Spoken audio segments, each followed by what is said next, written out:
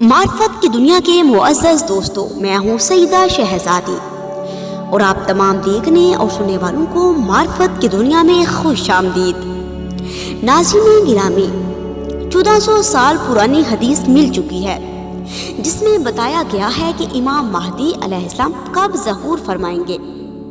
یہ کتاب دیکھیں جو آپ کی سکرین پر چل رہی ہے۔ ایک منصور نامی بندے نے حضرت امام جعفر صادق علیہ السلام سے پوچھا کہ مولا، حضرت امام مہدی علیہ السلام کب ظہور فرمائیں گے؟ فرمایا، جب سفیانی شام کے 5 خزانوں دمشق، حمص، فلسطین، اردن اور قزوین کا مالک ہو جائے تو پھر اس وقت ظہور امام مہدی علیہ السلام کے لیے تیار رہنا۔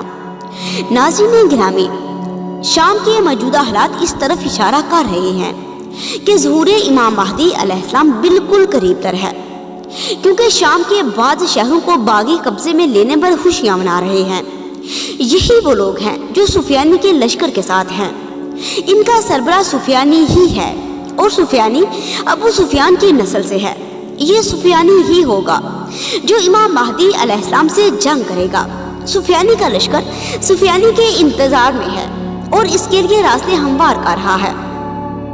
جیسے ہی یہ لوگ شام کے مزید شہروں کو قبضے میں لیں گے اور خزانوں کے وارث ہو جائیں گے تو حضرت امام مہدی علیہ السلام اللہ کے حکم سے قیام فرمائیں گے۔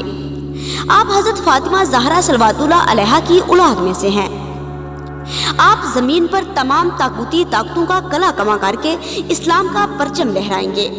آپ کے ظہور کے بعد زمین سے ظلم ختم ہو جائے گا اور ہر طرف عدل کا دور دورہ ہوگا۔ اللہم صلی علی محمد و آل محمد وعجل فرجہم۔